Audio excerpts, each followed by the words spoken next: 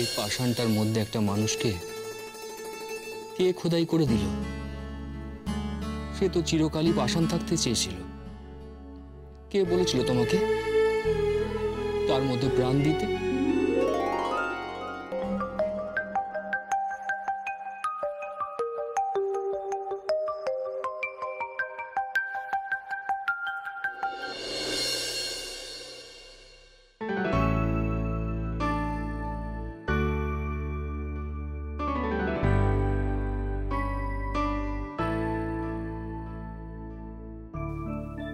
দিদি ভাই ফোন করেছিল এত সাত সকালে? আস্তে আস্তে আস্তে।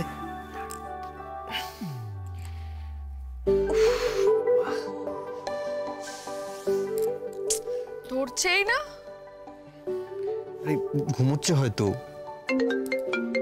এই তো করেছে, দাঁড়াও ধরি দেখি কি বলছে। দিদি ভাই তুই ঠিক আছিস তো? সব ঠিকঠাক আছে? আমি তো একদম ঠিক আছি, তুই ঠিক আছিস কিনা জানার জন্য ফোন করেছিলাম। আমি ঠিক থাকবো না কেন? আমার আবার কি হয়েছে? চাপ বাবা। লিটল সিস, বলছি তোমার দিদিটা না এরকম শুয়ে থেকে থেকে একেবারে মাসি পিসি টাইপস হয়ে গেছে। হ্যাঁ, সব ভাবনা চিন্তা কিউরিসিটি গুলো এতটাই বেড়ে গেছে যে সকাল সকাল তোমাদেরকে ডেকে তোমাদের ঘুম ভাঙাতে হলো। মানে এই দিদি ভাই অনির্বাণদা কি বলছে রে? ধর ওর কথা বাদ দে তো, তুই আমাকে বলতো এতবার করে ফোন করছিলাম আমি ধরতে পারছিলিস না কেন? ব্যস্ত ছিলিস বুঝি? অদ্ভুত, এই সাত সকালবেলা আমি কিসের জন্য ব্যস্ত থাকবো? দিদি ভাই এখন তো অনেক সকাল না, প্রথম প্রথম বলে কথা, এখন রাত সকাল সব সময় ব্যস্ত থাকতেই পারিস। দিদি ভাই আমি না তোর কোনো কথার কোনো মানে বুঝতে পারছি না। আমি আমি ঘুমোচ্ছিলাম তাই তোর ফোনটা ধরতে পারিনি, আর কিছুই না। কি সব যে তুই ভাবতে বসিস কে জানে। অনির্বাণদা না একদম ঠিকই বলেছে, তুই মাসিমা হয়ে গেছিস। শোন দিদি ভাই, আমি না ফোনটা রাখছি। আমি বেশ বুঝতে পারছি কোনো কারণে তোর ঘুমটা ভেঙে গেছে, তাই সাত সকালবেলা আমাকে জ্বালাচ্ছিস তুই। এই তোর ফোন রেখে দেওয়ার এত তাড়া কিসের রে? হ্যাঁ, ও এক্ষুনি সার্থকের হাত থেকে বেরোতে চাইছিস না, উঠতে চাইছিস না নাকি? হ্যাঁ সত্যি করে বলতো আমাকে, তুই এখনো বিছানা ছাড়িসনি না? ইস দিদি ভাই কি সব কথাবার্তা বলছিস তুই? সব কি বলছিস? তারপর অনির্বাণদার সামনে খুব ইয়ে হয়েছিস তো তুই, অসভ্য একটা তুই। বিশ্বাস কর তোর অনির্বাণদা না এসব জানে। বলছি তুমি যদি চাও, তুমি যদি বলো তাহলে কিন্তু আমি তোমার এই ইয়েটিয়ে নিয়ে সার্থকে ক্লাস নিয়ে নিই। ও আমি বুঝে গেছি, তোমরা দুজন মিলে আমাকে জ্বালাতন করবে বলে ফোনটা করেছো তাই না? আমি না এইসব আজে বাজে কথা একদম এন্টারটেইন করবো না। টাটা, আমি রাখছি। তোমরা দুজনেই না খুব বাজে হয়ে গেছো, খুব খারাপ হয়ে গেছো, একেবারে বকে গেছো। যত সব নোংরা নোংরা কথাবার্তা। আমি রাখছি। কি স্রোত, কোথায় গেলে? কাছে এসো প্লিজ। মানেটা কি? এটা কেন বললে তুমি? শুনলে? তুমি শুনলে কি বললো? কোথায় গেলে স্রোত? কাছে এসো প্লিজ। বলেছিলাম অনির্বাণ ওদের দুজনের মধ্যে জমে গেছে ব্যাপারটা। জমে ক্ষীর একদম। তবে তুমি কিন্তু খুব ভুল সময় ফোনটা করেছো। স্রোত এতটাই লজ্জা পেয়ে গেছে, লজ্জা এরপরে তো ও তোমার ধারে কাছে ঘেসবে না, দেখেনি। সে ওকে আমি ঠিক মানিয়ে নেবো, চিন্তা করো না তুমি। কিন্তু আমি নিজের কানে যে শুনলাম, মানে ওদের দুজনের মধ্যে দেওয়ালটা যে ভেঙেছে, আমি নিজের কানে শুনলাম সেটা। উফ, আমার শুনে যে কি শান্তি লাগছে বলে বোঝাতে পারবো না। তোমাকে বলেছি না কালকে ওদের দুজনকে দেখে আমার মনে হয়েছে যে সবটা নর্মাল হয়ে গেছে। তোমাকে কালকেই বলেছি আমি। উফ কি চোখ আমার, আমি ধরে ফেলেছি, ঠিক ধরে ফেলেছি আমি। আরে লাগছে তো। এই অসভ্যতাটা কেন করা হলো শুনি? দিদি ভাই কি ভাবলো? ইস অনির্বাণদাও তো ছিল ফোনে, তার মানে তুমি জেগেছিলে তাই না? ঝাপটি মেরে সব শুনছিলে, ইচ্ছে করে আমাকে লজ্জা ফেললে। তোমরা সবাই এক দলে। আমি শুনছিলাম তো, আর বুঝতেও পারছিলাম যে দিদি তোমার থেকে ঠিক কি জানতে চাইছে, আর তুমি কিরকম লজ্জা পাচ্ছিলে। তারপর আমার হঠাৎ ইচ্ছে হলো যে তোমাকে একটু এম্বারেস করি, তাই একটু আদর করে ডেকে দিলাম। তোমরা সবাই না খুব খারাপ, খুব পচা। আরে এই স্রোত, আরে কোথায় যাচ্ছ? স্রোত ভূমি মালিক শশধর চৌধুরীর খোড়া পাতকুয়ে গ্রামের বাচ্চারা এসে প্রায়ই জল খেত, যারা মূলত শিশু। হরিহরতলা গ্রামের বেশিরভাগ মানুষই ওই সম্প্রদায়ের। শোনা যাচ্ছে তাদের ওই পাতকুয়োর জল খাওয়া নিয়ে শশধর এবং তার স্ত্রী দুজনেই একাধিকবার আপত্তি জানিয়েছিলেন। তাও বাচ্চারা কথা না শোনায় পাতকুয়োর জলে বিষ প্রয়োগ করে রাখেন শশধর। স্থানীয় পুলিশের বক্তব্য, এই মর্মে এখনো কোনো অভিযোগ দায়ের হয়নি। অভিযোগ এলে তারা নাকি খতিয়ে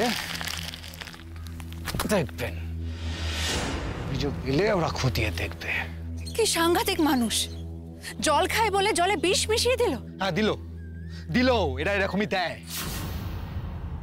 কিন্তু কুয়োতে বিষ মেশালে তো ওর ঘরের লোকও খেয়ে মরে যেতে পারে। মরে না, বড়লোক মরে না, মরে এই গরিব লোকগুলো। দুবেলা খেতে পায় না, হাড় হাবাতে গুলো মরে, আর ঠিক এইভাবেই মরে। ওদের চোখের সামনে ওদেরকে আনন্দ দিতে গিয়ে মরে। বাচ্চাগুলোর স্কুলে যাতায়াত করার রাস্তায় এই খুনটা ছিল। দেখবে হয়তো গ্রামের কোনো কুয়ো থেকে জল খাওয়ার কোনো অধিকার ছিল না ওদের। 3 মাইল দূরের কোনো কুয়ো থেকে হয়তো জল খেত সামান্য তেষ্টা মেটাতে। তাই একটু তেষ্টা মেটাবার জন্য হয়তো কারণে দুধের শিশুগুলানরে একেবারে জানে মেরে দিল। প্রচন্ড কোথাকার কমান্ডার বাচ্চাগুলারে মেরেছে। যাই গিয়ে উড়িয়ে দিয়ে আসি ওই শশধরের ফ্যামিলি। একটাকেও বাঁচতে দেবো না আমরা। কমান্ডার মন্দিরা ঠিকই বলেছে, ওদের উচিত শিক্ষাটা দিতে হবে। তুমি একবার শুধু হুকুম করো, সবকটার মুন্ডু কেটে না একদম ওই কুয়োর জলে ভাসিয়ে দিয়ে আসো। ঠিক বলেছে, একদম কমান্ডারও ঠিক কথা বলেছে। আপনি মারলে তো মরেই গেল রে, সব যন্ত্রণার ওপরে চলে গেল। তাহলে সাজা দেয়া হলো কোথায়? কি করতে চাও তাহলে তুমি কমান্ডার? তুলে আনবো ওকে। ওর সামনে জল থাকবে কিন্তু খেতে পাবে না। চেষ্টায় খিদেতে দগ্ধে মারবো ওকে। ঠিকই বলেছ কমান্ডার, এটাই ঠিক হবে। আজই যাই তাহলে? সে সময় লাগবে না। না, আজকে না, এখনো সতর্ক থাকবে। হয়তো দেখবি পুলিশ ওর বাড়ির চারপাশে ঘুরঘুর করছে। ও একটা দিন যেতে দে, সামনের হপ্তাহে ওটাকে তুলবো।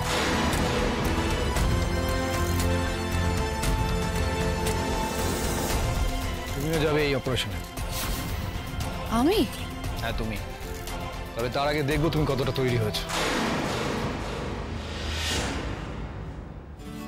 হ্যাঁ।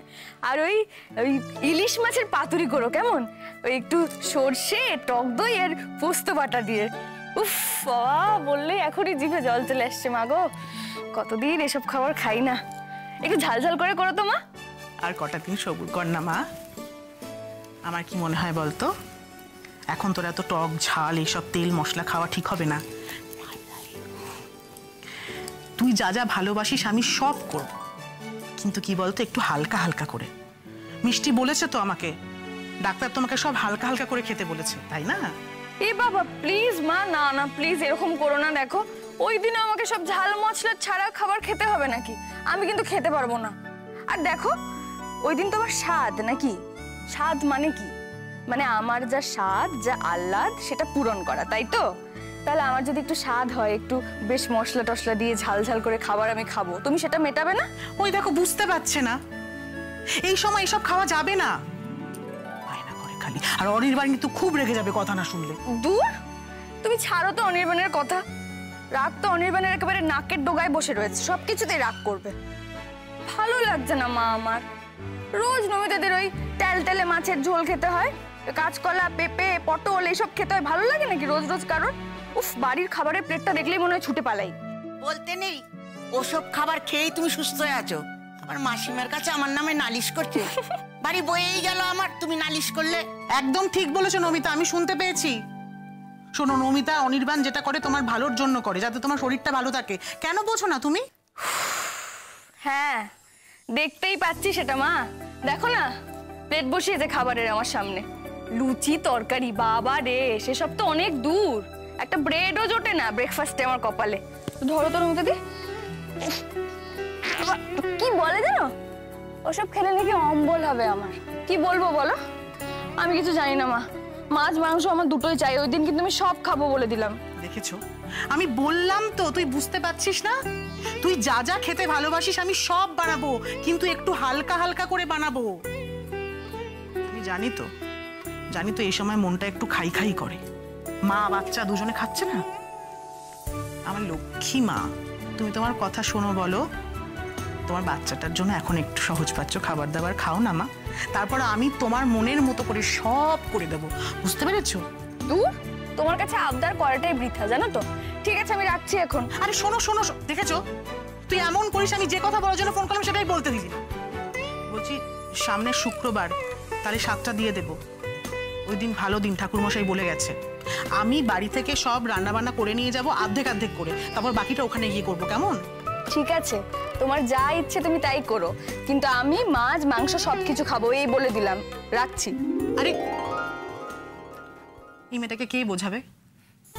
হয়েছে, নালিশ হয়েছে, এবার তুমি খেয়ে নাও, তাড়াতাড়ি খাও, এখন কিন্তু ওষুধ আছে। তুমি কি আমাকে এই খাইয়ে যাবে নমিতা দি এই কটা মাস? বলো তো, ভালো লাগে কারো রোজ রোজ একই খাবার খেতে? কি বললেন আন্টি?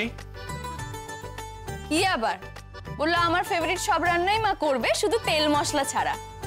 আমি তো একটু তেল মশলা বেশি দিয়ে একটু ঝাল ঝাল খাবার খেতেই বেশি পছন্দ করি।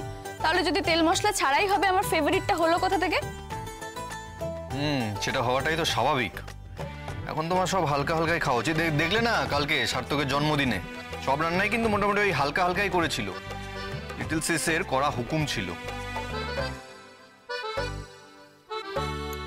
শোনো, সামনে শুক্রবারই সাধ দেবে বলছে, ওই দিন নাকি ভালো দিন। তোমার কোনো কাজ নেই তো ওই দিন? দেখে বলছি, দাঁড়াও। সামনের শুক্রবার মানে 25 তারিখ না? এখন অব্দি তো কোনো মিটিং নেই।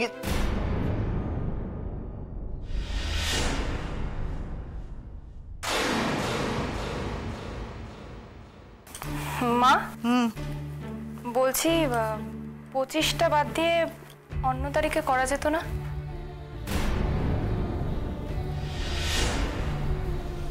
না করা যেত না। অন্যদিন ঠাকুরমশাই যেদিন বলছেন সেটা অনেক পরে, তখন রাইয়ের 7 মাস পূর্ণ হয়ে যাবে, আর করা যাবে না। মা, আমার মনে হয় রায়েরও আপত্তি থাকবে ওই তারিখে সাধের অনুষ্ঠান করা নিয়ে। আমার মনে হয় না আপত্তি থাকবে বলে। বললাম তো, কিছু বললো না তো এখন।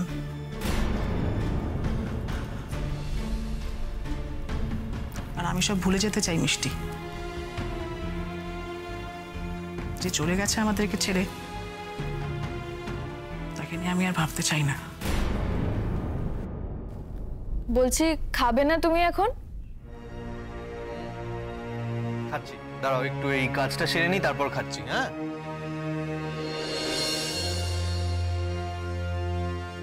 কি হয়েছে রাই? আমার কই কিছু হয়নি তো।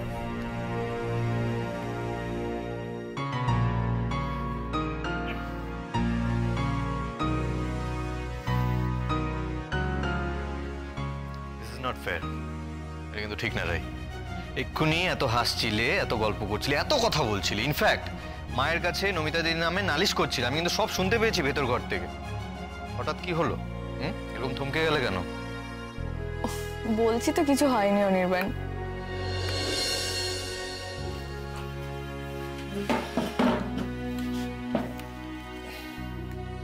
কিছু একটা তো হয়েছে বটেই।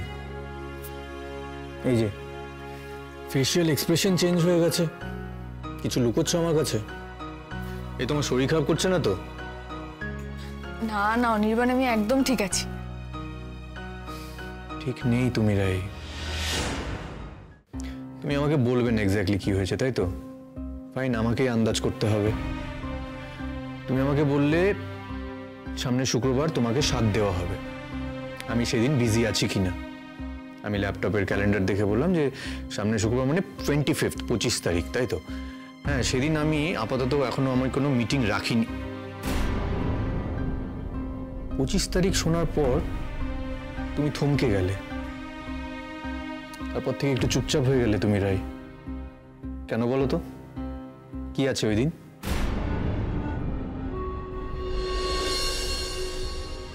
ও মাই গড, এই মাসে তো নীলুর জন্মদিন, 25th, রাইট? 25 তারিখেই তোর জন্মদিন, সেই কারণে তোমার। আমি জানি আমার ওর কথা মনে করা ঠিক নয়, উচিত নয়, কিন্তু কি করব বলো তো, হঠাৎ মনে পড়ে গেল।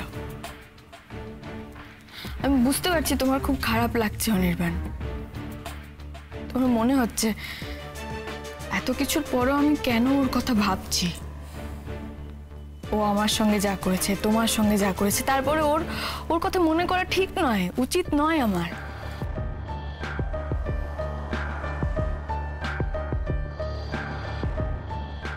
It's okay. Absolutely fine, কিচ্ছু হয়নি, এভরিথিং ইজ ফাইন, নর্মাল। আমার খারাপ লাগেনি কিছু, এটা হতেই পারে, এটাই স্বাভাবিক। আর ওর কথাটা মনে আসাটাই নর্মাল, এতটুকু আমি বুঝি। কিন্তু আমি তো বলেছিলাম তোমাকে, আর ওর কথা আমি মনে আনবো না। রাই, আমাদের মনটাকে না সবসময় আমরা বশ করতে পারি না। হ্যাঁ, হয়তো কনসিয়াস মাইন্ডে তুমি ওকে মনে রাখোনি, কিন্তু তোমার অবচেতন মন, সাবকনসিয়াস মাইন্ড, সেটাকে কি করে কন্ট্রোল করবে? নীলু তোমার অবচেতন মনে আছে, আর এটা হওয়াটাই স্বাভাবিক। It's okay. তোমরা পিঠোপিঠি বোন, 25 বছর ধরে তোমরা একসাথে থেকেছো, ঘুম থেকে একসাথে উঠেছো, একসাথে ঘুমোতে গেছো, রাত জেগে আড্ডা দিয়েছো, এটাই তো স্বাভাবিক। রাই, এত সহজে ভুলে যাওয়া যায় না এত কিছু। আমার নিজের কোনো ভাই বোন নেই, কিন্তু এই যে শর্মী, ও আর আমি আমাদের ছোটবেলাটা অনেকটা সময় একসাথেই কাটিয়েছি। আমি হাজার চাইলেও ওর জন্মদিনটা ভুলে যেতে পারবো না, কোনো মতেই না। তুমি এই কথাগুলো মন থেকে বলছো? এটা নিয়ে তুমি কোনো স্ট্রেস নিও না রাই, কোনো রকম অপরাধ বোধে ভুগো না, বুঝেছো?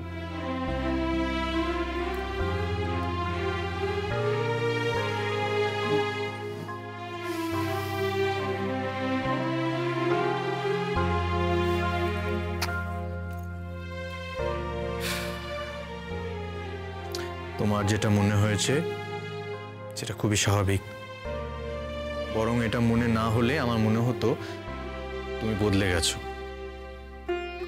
এখনো তুমি বদলাওনি রাই, আর এই তুমিটাকেই যে আমি বড্ড বেশি ভালোবাসি।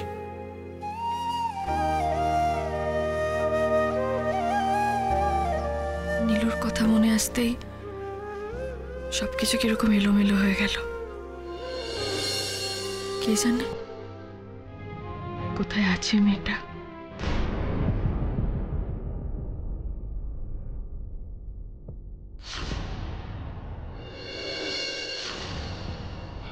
হচ্ছে না, একটাও হচ্ছে না। দেখতে পাচ্ছ না, ধারে কাছ দিয়ে যাচ্ছে না তোমার গুলি। কি প্র্যাকটিস করে তুমি এতদিন ধরে? হবে না ক্রান্তি ভাই, এরা সব শহরের ফুরফুরে, ফুলের গায়ে মুচ্ছা যায়। দিয়ে বন্দুক চালানো, লাঠি খেলা কিচ্ছু হবে না। এই শোন, তুই একদম চুপ করে থাক, একদম বেশি কথা বলবি না। মীনাক্ষী, তুমি আমার কথা শোনো, তুমি আর মন দাও, হ্যাঁ একদম মন দিতে হবে, কেমন? আর কোনো আওয়াজে তোমাকে কান দিতে হবে না। করো করো করো। ক্রান্তি ভাই, আমার না মনে হচ্ছে মীনাক্ষী একটু নার্ভাস হয়ে যাচ্ছে। আরে নার্ভাস হয়ে যাচ্ছে তো এখানে এই কাজ করতে এসছে কেন? এই ওকে গুলি করে দেয়।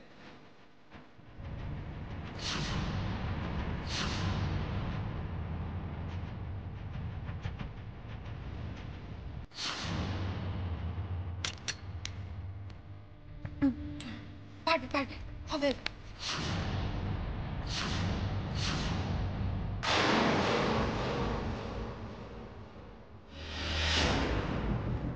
ফালতু সময় নষ্ট করছো ক্রান্তি ভাই, আমি তো আগেই বললাম কিন্তু হবে না। ছেড়ে দাও, এটা তোমার কাজ নয়। বেকার আমাদের এতগুলো কার্তুজ নষ্ট করলে। প্লিজ প্লিজ প্লিজ এরকম করবে না। আর একটা সুযোগ দিন আমাকে, আমি পারবো, ঠিক পারবো, আমি পারবো। আমি কেন পারছি না বুঝতে পারছি না। আমি তো এর আগেও টার্গেট হিট করেছি, কেন এখন পারছি না? শোনো, আমি তোমাকে 5টা গুলি দিচ্ছি, যদি তুমি অন্তত 3টে মারতে পারো তাহলে তুমি আমাদের সঙ্গে 25 তারিখ অপারেশনে যাবে। আর যদি সেটা না পারো, আমি আমার সময় নষ্ট করবো না তোমাকে ট্রেনিং দিয়ে। রাখো। এই দে।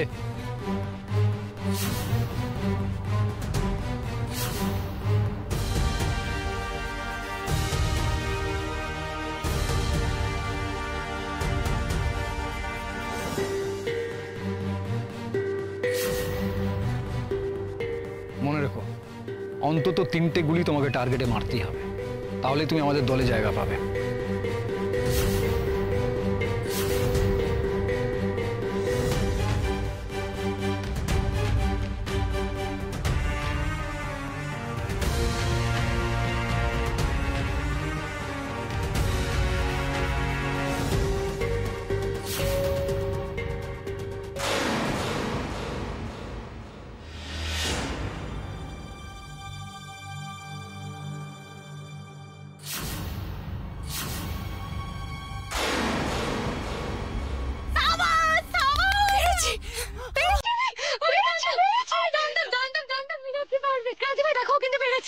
এখনো 2টো।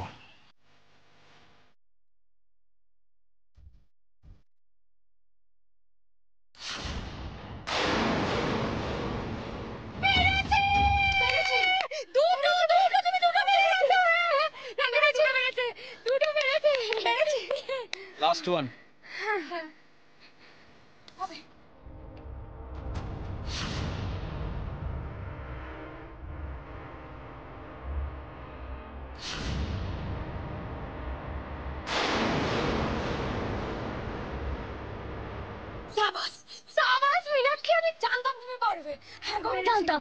আমি পেরেছি পেরেছি। ক্রান্তি ভাই তাহলে আমাদের দলের জায়গা পাকা তো? গুড।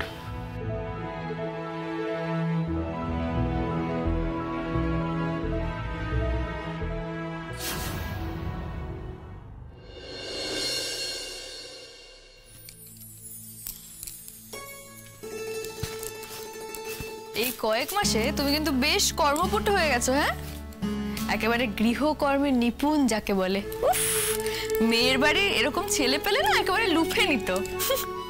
আজে বাজে কথা না বলে শুয়ে পড়ো দেখি। একটু আগে তো বলছিলে মাথা ঘুরছিল।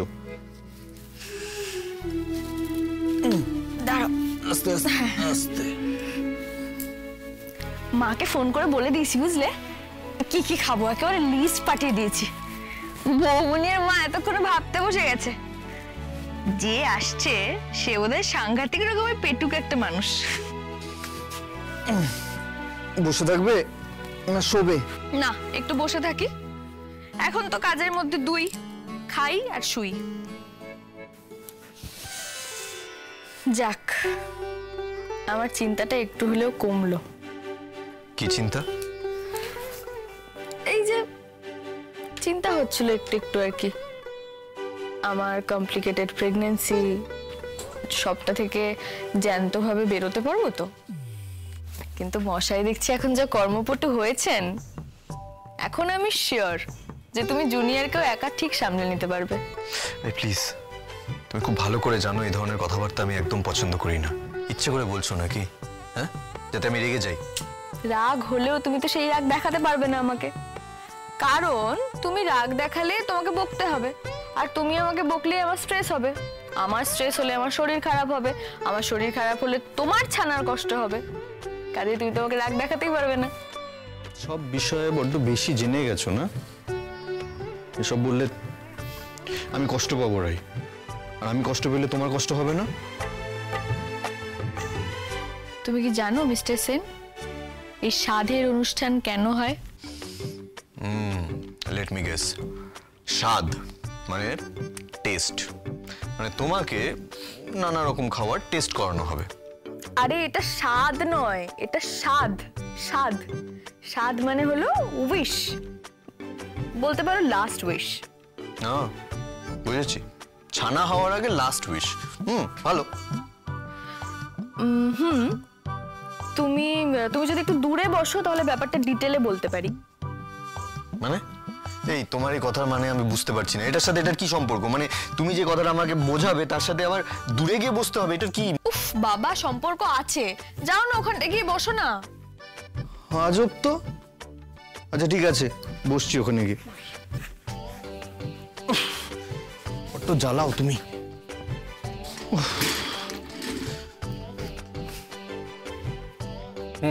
বলো এবার।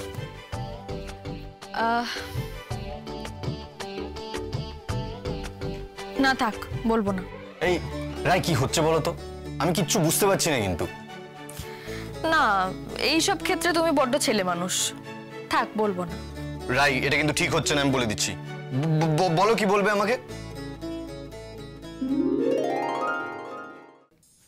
এই নিজেই কথাটা তুললে, এখন মিস্টিরিয়াসলি অ্যাভয়েড করে যাচ্ছ। এবার কিন্তু কাতুকুতু দিয়ে কথা বার করব। না না না, উফ, কি মুশকিল।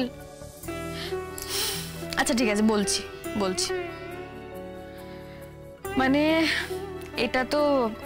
এটা আগেকার কালের নিয়ম তো আগেকার দিনে তুমি জানো তো আগেকার দিনে বাচ্চা হওয়ার সময় কি হতো?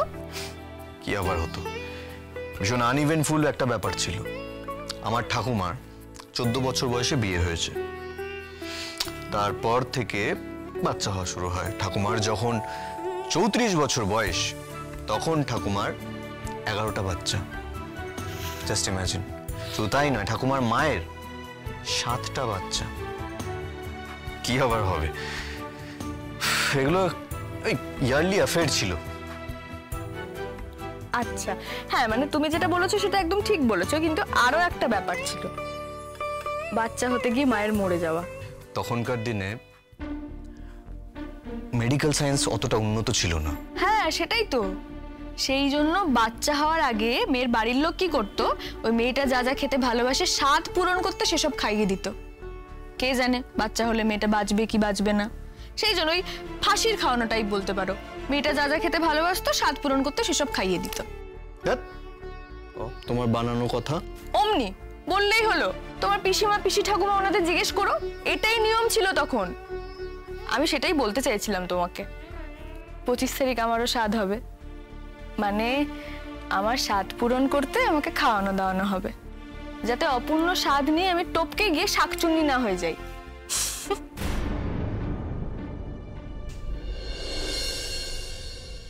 কি হলো, তুমি আবার হঠাৎ গম্ভীর হয়ে গেলে কেন? দেখেছো তো, আমি জানতাম তুমি ক্যাজুয়ালি নিতে পারবে না ব্যাপারটাকে, সেই জন্যই বলতে চাইছিলাম না তোমাকে। আরে কাকে ফোন করছো? তুমি ফোনটা দাও আমাকে। কেন? আমি আন্টিকে ফোন করব। ফোন করে বলবো এইসব স্বাদ ফাদ এইসব অনুষ্ঠান সব ক্যান্সেল করতে। কোনো দরকার নেই সব আগেকার দিনের উল্টোপাল্টা নিয়ম পালন করার। দেখেছো তো, উফ, এই জন্য বলতে চাইছিলাম না আমি তোমাকে। মাথা খারাপ হয়ে গেল নাকি তোমার? হ্যাঁ ঠিকই তো বলেছি, এসব সেরিমনি করার কোনো দরকারই নেই। যার পেছনে একটা রিজন, যে রিজনটা হলো ভীষণ করুণার, ভীষণ স্যাড রিজন একটা। আর সবটা শুনে তো মনে হচ্ছে শুধু করুণারই নয়, ভীষণ অমানবিক। তাই এসব করার কোনো দরকার নেই। দেখেছো তো, তোমাকে ঠিক এই কারণে আমি বলতে চাইছিলাম না। তুমি না বড্ড ছেলে মানুষ অনির্বাণ, জানো তো। প্লিজ মাকে এসব বলো না, মা তো কষ্ট পাবে বলো এসব শুনে।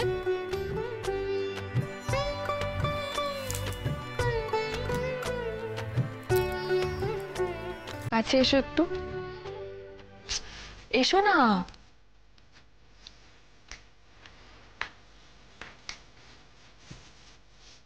আরে বাবা, বললাম তো এটা আগেকার বিশ্বাস। আমি এত সহজে তোমাকে ছেড়ে চলে যাচ্ছি না, যেতে পারবোই না। এত কষ্ট করে আবার সবকিছু, তোমাকে, আমাকে, জুনিয়রকে, আমাদের তিনজনের এই জীবনটাকে ভালোবাসতে শুরু করেছি। আমি থাকবো, তুমিও থাকবে, জুনিয়রও থাকবে, আমরা তিনজন একসঙ্গে থাকবো। আর জুনিয়র একটু বড় হলে তাকে আমি বলে দেবো বাবার এই ছেলে মানুষটা যেন একটু ট্রিটমেন্ট করায়। রাই, আমাদের দুজনের এই সময়টা আমার কাছে দারুণ দামি একটা সময়। এই সময় প্রতিটা মুহূর্ত আমি খুব এনজয় করছি, দ্বিগুণ আনন্দে বাঁচছি প্রতিটা মুহূর্ত। তোমার কথা অনুযায়ী তুমি যে ধরনের কথা বলো বা বলছো, তুমি প্রতিটা মুহূর্তে একটু একটু করে মা হয়ে উঠছো, ঠিক তেমনই আমিও কিন্তু প্রতিটা মুহূর্তে আমাদের সন্তানের একটু একটু করে বাবা হয়ে ওঠার চেষ্টা করছি। তাই এই ধরনের কথাগুলো আর বলো না রে, প্লিজ। এ ধরনের কথা বলে আমার মন খারাপ হয়ে যায়, ভালো লাগে না কিছু। আর মন খারাপ করে দিও না রাই। ঠিক আছে, আর বলবো না। প্রমিস? প্রমিস।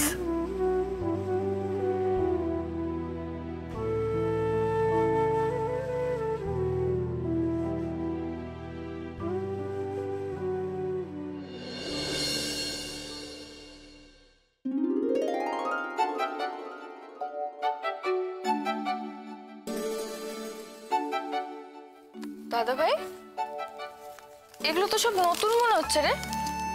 আমাদের বাড়ির তো এগুলো না। এগুলো সব নতুন বাসন। তোমার দাদা ভাই তোমার জন্য থুড়ি মামা হওয়ার আনন্দে তোমার জন্য কিনে ফেলেছে। আজকে তোমাকে সব খাবার এগুলোতেই বেড়ে দেওয়া হবে। দাদা ভাই, তোর কি মাথা খারাপ হয়ে গেছে নাকি? তুই এসব কিছু কিনেছিস? আচ্ছা, এখনকার দিনে এসব কেউ কেনে? বাপরে, কি ভারী ভারী সব বাসন। আচ্ছা, আজকে ইউজ হবে, তারপর কি হবে? আমার যে নতুন টলটা আসছে সে ইউজ করবে, তাই না বাবা? এক্স্যাক্টলি। আর তোকে কে বলেছে এই বাসনগুলো আমি তোর জন্য কিনেছি? উফ, যার জন্যই কিনে থাক, এগুলো তো অনেক দামি বাসন দাদা ভাই। তুই আজে বাজে কারণে কেন টাকা নষ্ট করছিস বলতো? আরে তোর দাদা ভাই এখন মন্দ রোজগার করে না, আর এই একটা বাসনের সেট কিনে বোনের কাছে বকা খাওয়ার মতন অবস্থা তার নয়। তাছাড়া এটা আমার একটা শখও ছিল। আমরা তো চারিদিক থেকে দিনে দিনে খুব আধুনিক হচ্ছি, আর এই আরো আরো আধুনিক হতে গিয়ে নিজেদের রুটসগুলো ভুলে যাচ্ছি। আমার মনে হয় আমাদের এই ট্রেডিশনটাকে ভালোভাবে না জানলে, ভালো না বাসলে আধুনিকতাটাও নিজের জীবনে আত্মীকরণ করা যায় না। না ঘরের না ঘাটের ভকচ্ছপ হয়ে থাকতে হয়। এই ধর এই হাত পাখাটা, এই হাত পাখাটা আমার খুব ভালো লাগে। এই হাত পাখাটার মধ্যে মা ঠাকুমার গন্ধ আছে, জানিস?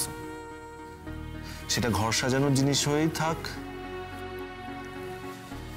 দেখ, এই বাসনগুলো তুই রেখে দিবি। এই বাসনগুলোতেই আমি তোর সন্তানকে মুখে ভাত দেব। এটা আমি থেকে যাব পরের জেনারেশনের কাছে, আমরা সবাই থেকে যাব।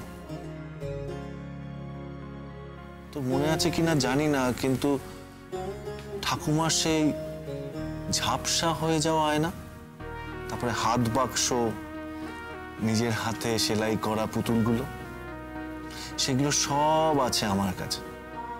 আমি আজও ফেলতে পারিনি সেগুলো।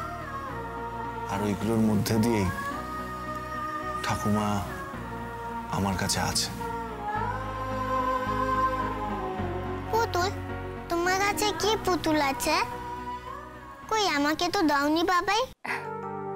ওগুলো তোমার বাবাই যত্ন করে রেখে দিয়েছে। ওগুলো তো অনেক পুরনো জিনিস। তুমি যদি এখন ওগুলো নিয়ে খেলো তাহলে তো ওগুলো নষ্ট হয়ে যাবে। আমি তোকে বানিয়ে দেব ওইরকম কাপড়ের পুতুল, কেমন? তোর কাছে এখনো এগুলো রাখা আছে? আমি কিন্তু জানতাম না। সেরকমই এই বাসনগুলোর মধ্যে দিয়ে তোর সন্তান এবং তার সন্তানের কাছে আমি থেকে যাব। তোর সন্তানের যখন বিয়ে হবে তখন হয়তো আমি নাও থাকতে পারি, কিন্তু এই বাসনগুলো বের করে যখন তুই ওকে দিবি আর বলবি যে এগুলো তোর মামু দিয়েছিল, তখন ঠিক আবার আমি ওর কাছে ফিরে আসবো। কতদিন বাদে তোর এই দারুণ গভীর কথাগুলো শুনলাম দাদা ভাই। জানো বৌনি, ছোটবেলায় প্রায় দাদা ভাই এইসব গল্প শেয়ার করতো, মানে বুঝি না বুঝি, শুনতে কিন্তু খুব ভালো লাগতো। আজকাল আমাকেও তোমার দাদা ভাইয়ের এইসব দার্শনিক কথা শুনতে হয়। টাচুড। আর তোর আর অনির্বাণের জন্যই আমার জীবনটা আবার আস্তে আস্তে ছন্দ খুঁজে পাচ্ছে। মাঝখানে হাল ভাঙা পাল ছেঁড়া হয়ে গেছিলাম আমি। সবসময় মনে হতো অন্ধকারের থেকেও আরো অন্ধকারে তলিয়ে যাচ্ছি আমি। তুই আর অনির্বাণ এসে যদি আমাকে খাদের ধার থেকে সরিয়ে না আনতিস, তাহলে হয়তো আমি একদমই হারিয়ে যেতাম। তুই আর কিন্তু একদম সেন্টি দিবি না বলে দিচ্ছি আমাকে। এরপর আমি কাঁদবো, আর ডাক্তার আমাকে কাঁদতে বারণ করেছে দাদা ভাই। তোর ভালো লাগবে তো আমি কাঁদলে? বালাই ষাট, কি বলছিসটা কি তুই? তোর মুখের হাসি যেন সব সময় এরকম থাকে। হ্যাঁ, অনেক করেছিস সবার জন্য, এবার একটু রেস্ট নে। হ্যাঁ রাই, এই 2 মাস ভালো করে ঘুমিয়ে নাও, এরপর তো রাত জাগা শুরু হবে। তুমি 2 চোখের পাতা এক করতে যাবে আর দেখবে তিনি কেঁদে উঠলেন। আর যখন তুমি জেগে থাকবে, ভাববে একটু খেলবে, একটু মুখের হাসি দেখবে, একটু আদর করবে, তখন সে ঘুমাবে। আরে বিক্রম, কখন এলে? আরে অনির্বাণ, আমি বেরোই কেমন? মানে বেরোই মানেটা কি? তুমি আজকের ফাংশনে থাকবে না?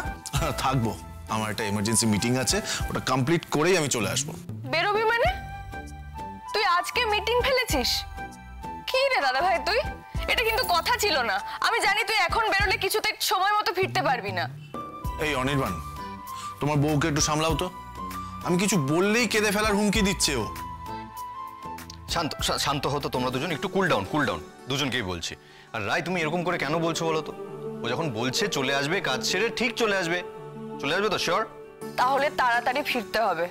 যদি না ফিরিস, যদি আমার কথা না শুনিস, তাহলে কি হবে দেখে নিস সেটা। এই বিক্রম, তুমি এক কাজ করো, তোমার বোনকে একটু বকে দাও তো, একটু ধমক দিয়ে দাও ওকে। সে কি, কেন? আমার ননদ কি দোষ করেছে? হ্যাঁ বলো না আর, আজকাল বড্ড উল্টোপাল্টা কথা বলছে, আজে বাজে কথা বলছে। মাঝে মাঝে মনে হয় কি বুদ্ধি শুদ্ধি সব হারিয়েছে ও। তাই নাকি? কি বলে শুনি? সেটা ওকে জিজ্ঞাসা করো। আরে সেরকম কিছু না, কয়েকটা প্র্যাকটিক্যাল কথা বলেছিলাম ওকে, সেই সব শুনে গোসা হয়েছে ওনার। তুই শুনিস না তোর কথা, বেকার, তোর দেরি হয়ে যাবে। তাড়াতাড়ি ফিরবি কিন্তু বলে দিলাম। আমরা সবাই অপেক্ষা করবো তোর জন্য। হ্যাঁ, সবাই একসঙ্গে খাবো। কিছু তো একটা ঘটনা তুই ঘটিয়েছিস, কিন্তু আমি সেটা ফিরে এসে শুনবো কেমন? এখন যাই, দেরি হয়ে যাচ্ছে। হ্যাঁ, তাড়াতাড়ি চলে এসো কিন্তু। চলো, টাটা। সাবধানে। টাটা। এই যে চোরকি দিদিমুনি, কই দেখি কি এঁকেছেন আপনি, দেখান তো আমাকে একটু দেখি। না, আমি তোমায় দেখাবো না, এটা বড় পিপির গিফট। বড় পিপির গিফট? সবকিছু বড় পিপির জন্য, আর আমার গিফট কোথায়? তোমার তো আর আইবুড়ো ভাত না। এই বোকা, এটা আইবুড়ো ভাত না, এটাকে বলে স্বাদ। বৌনি, চলো যাই। মা তখন থেকে রান্নাঘরে কি করছে একটু দেখে আসি।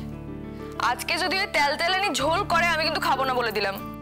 না রাই, তুমি কোথাও যাবে না। আমি মায়ের কাছে যাচ্ছি, আর আমি আর নমিতা দি হাতে হাতে হেল্প করে দেবো মাকে। তুমি চুপ করে এখানে বসো।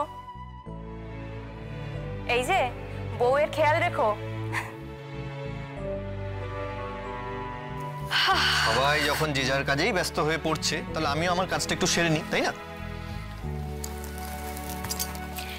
এই যে স্যার, আপনি কি জানেন স্বাদ দেওয়ার আর একটা কারণ কি? শোনো, তোমার ওইসব আজে বাজে কথা আমি শুনতে চাই না, প্লিজ আমাকে বলতে হবে না। এই কি হলো এটা? আমার সঙ্গে যখন কথা বলবে আমাকেই অ্যাটেনশন দেবে, অন্য কাউকে না। শোনো না, ভালো লাগবে শুনলে। মানে এই যে ধরো বাড়িতে একা একা বসে বসে বোর হয়ে পচে মরছি আমি, এইটা কাটানোর জন্য কিন্তু স্বাদ দেওয়া হয়। কটা লোক আসবে, আমাকে ঘিরে কিছু একটা হবে, হই হই হবে, গল্প হবে, আড্ডা হবে, মজা হবে। এগুলো তো দরকার নাকি? বুঝেছেন স্যার? ঠিক আছে, এই শোনো, বলছি আজকে সারাদিন কিন্তু অনেক ধকল যাবে, তুমি যাও ঘরে গিয়ে একটু রেস্ট নাও। যাও। এখন শুতে ইচ্ছে করছে না আমার। কি যে করি? রেস্ট নাও, ঘরে গিয়ে আমি বলছি। রান্নাঘরে মায়ের কাছে গিয়ে একটু দাঁড়াই। হ্যাঁ, সেটাই। একদম যাবে না কিন্তু। ভাই এখানে বসো, এখানে বসো। আমার কথাটা শোনো কিন্তু রাই, এবার কিন্তু বকবো। কথা শুনছো না? মা কি আজ পায়েস বানাবে? চালের পায়েসটা নীলু বড্ড পছন্দ করে। কে জানে কোথায় আছে আজ, কি করছে, কি খাচ্ছে।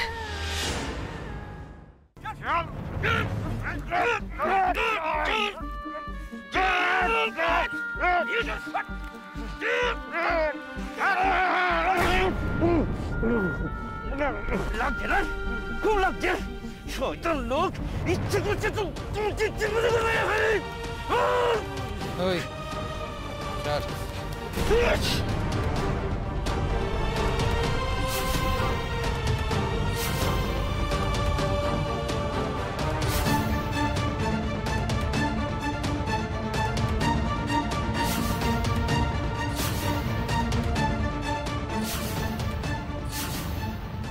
এই মুহূর্তের সবথেকে বড় খবর, রাতের অন্ধকারে বর্ধমান শহরের 50 কিলোমিটার দূরে হরিহরতলা গ্রাম থেকে কিছু দুষ্কৃতী অপহরণ করে নিয়ে গেছে গ্রামের প্রাক্তন প্রধান শশধর চৌধুরীকে।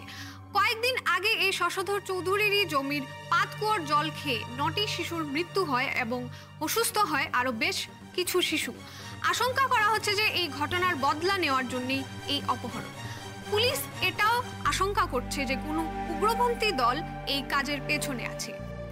শশধর বাবুর সঙ্গে গ্রামের মানুষের তার জমির পাতকুয়োর জল খাওয়া নিয়ে প্রায় বচসা এবং ঝামেলা লেগেই থাকতো এবং সন্দেহ করা হয়েছিল যে তিনি ইচ্ছাকৃতভাবে নিজের কুয়োর জলে বিষ মিশিয়ে রেখেছিলেন ওই শিশুগুলিকে শিক্ষা দেওয়ার জন্য। ছি ছি ছি ছি, কি অবস্থা চারিদিকে! মানুষ দিন দিন আরো নিচে নেমে যাচ্ছে। 21st সেঞ্চুরিতে বাস করছি, যে ক্রমশ আমরা পিছিয়ে যাচ্ছি।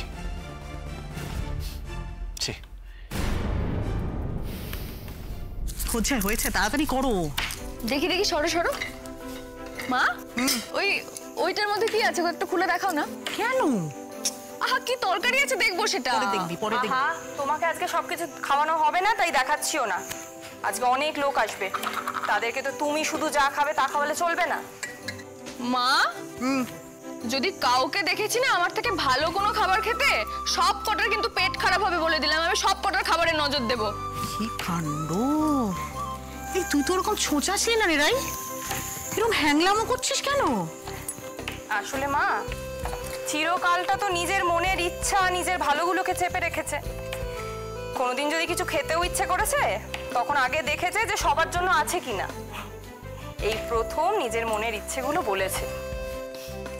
শোনো, এই যে বৌমনি মা দুজনেই শোনো, আমি আজকে সব খাবো, ঠিক আছে? আমার যা যা খেতে ইচ্ছে করবে সব খাবো, পেট পুড়ে খাবো আমি।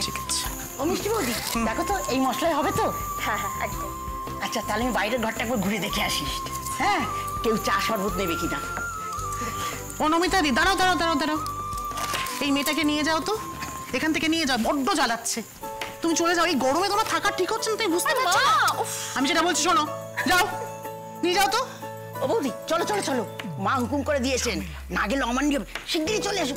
আর নমিতা দি, তোমাকে আর এখানে আসতে হবে না, আমি মায়ের কাছে আছি, তুমি ওর কাছেই থেকো। বাবা, সঙ্গে আবার পাহারাদারকেও পাঠাতে হচ্ছে বুঝি? করো গো রান্না তোমরা, আমি আর আসবো না। এসো না গো। মা, আজকে পায়েস করবেন না?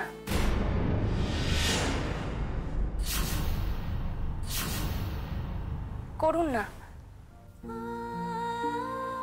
পায়েস? মা, আজকের তারিখটা আপনারও মনে আছে, আমারও মনে আছে। আর রাই এই তারিখটা ভুলে গেছে বলে আমার মনে হয় না। তাই ওর জন্মদিনটা যখন আমাদের সবার মনেই আছে, তাহলে আজকে অন্তত পায়েসটা করুন। প্রতি বছর করেন তো, আজকেও করুন, তাহলে মনটা একটু শান্তি পাবে।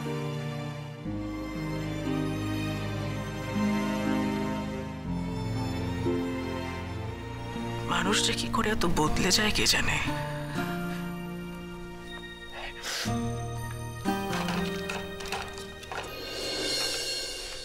জানি না সে এখন কি জীবন বাঁচছে।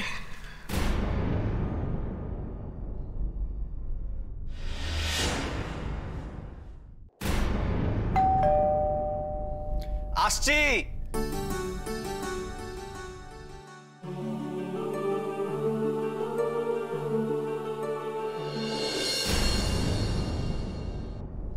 মা, বাপি, তোমরা, আমি তো জানতাম না তোমরা আসছো। কুট্টিদা, আমরা একটু ভেতরে এসে কথা বলি, নাকি আমাদের এখানে দাঁড়িয়ে তোর সব এক্সক্লেমেশন শুনতে হবে? আরে না না, আয় ভেতরে আয়। মা, বাপি, এসো ভেতরে এসো, দে আমাকে দাও। নে।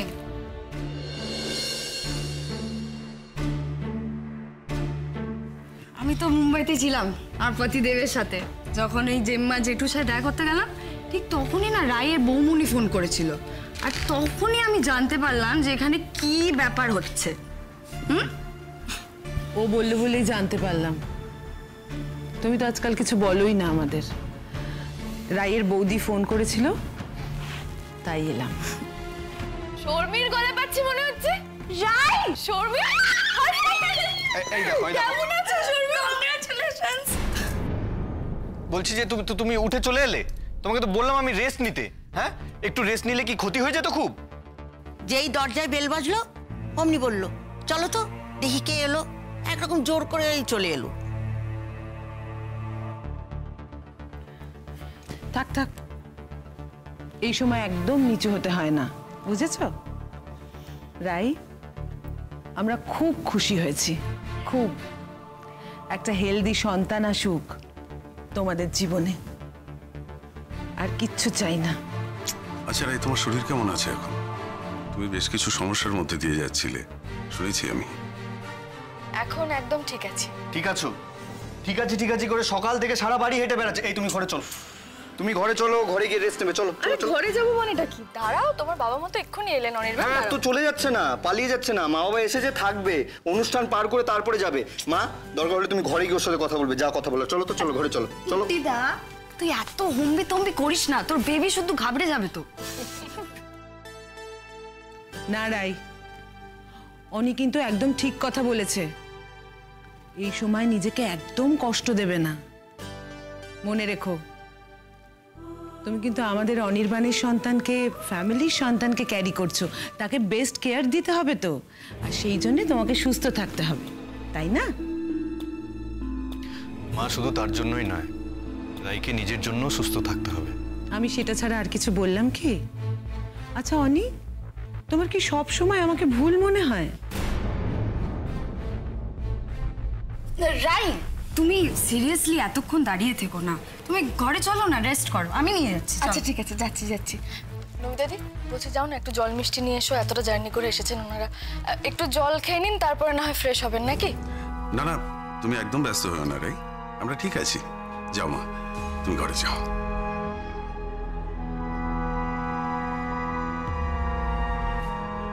এই বৌমনি, আমি কিন্তু তাড়াতাড়ি চলে এসেছি, আর তোমার সাথে অনেক কথা আছে। একটু দাঁড়াও, আসছি। ঠিক আছে, চলো। আপনারা এসেছেন, আমি খুব আনন্দ পেলাম। আমাদেরও খুব ভালো লেগেছে মিষ্টি, তুমি যে এইভাবে আমাদেরও ডেকেছো। ওমা, সে কি আপনাদের ডাকবো না? আপনাদের নাতনি বা নাতি হতে চলেছে, এত বড় একটা আনন্দের ব্যাপার। আমাদের আবার এসব সাতটা দেওয়ার ব্যাপার নেই, তোমাদের আছে। বাহ, বেশ ভালো। আমি একটু রান্নাঘরের দিকে আছি, মা আসলে আজকে সব রান্নাটা করছেন তো, একা একা সব সামলাতে পারবেন না। হ্যাঁ হ্যাঁ বৌমনি, তুমি ওদিকটাতেই থাকো।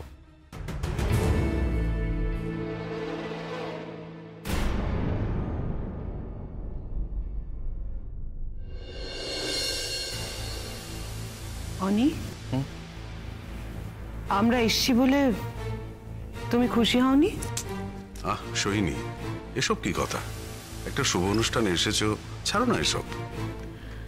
না, আসলে আমার মনে হচ্ছে তোমার ছেলে আমাদের এই অনুষ্ঠানে সামিল করতে ততটা ইচ্ছুক নয়, কারণ ও শর্মিকে দেখে, মিষ্টিকে নিয়ে যতটা স্বচ্ছন্দ, আমাকে নিয়ে ততটা নয়। মা, আমি খুশি হয়েছি মা, যথেষ্ট খুশি হয়েছি। তোমরা দুজন এসেছো, আমার খুব আনন্দ হচ্ছে। আর তাছাড়া আমাদের আনন্দে তোমরা দুজন শরিক হবে, এটা তো আমার জন্য সব থেকে বেশি খুশি। কিন্তু হ্যাঁ, তুমি কিন্তু সবকিছু কন্ট্রোল করতে গিয়ে অশান্তি ডেকে এনো না, তাহলে কিন্তু আমি আর খুশি থাকতে পারবো না। ইনফ্যাক্ট কেউই আর আনন্দ করতে পারবে না। মা, আমি জানি আমরা বেড়াতে গিয়ে আমার সাথে যে মিসহ্যাপটা হয়েছিল, তার জন্য তুমি শুধুমাত্র একজনকেই দোষ দিয়েছিলে, রাই, যেখানে ওর কিচ্ছু করার ছিল না। আবার যদি ওই ধরনের কিছু ঘটে, কোনো মিসহ্যাপ হয়, তার জন্য যদি তুমি রাইকে দোষ দাও, আই মিন ব্লাইন্ডলি যদি রাইকে ব্লেম করো, সেটা কিন্তু ঠিক হবে না মা।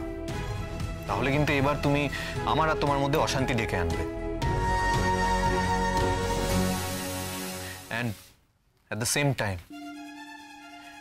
রাই আমার সন্তান ধারণ করছে, শুধুমাত্র সেই কারণে রাই তোমার কাছে আদরের।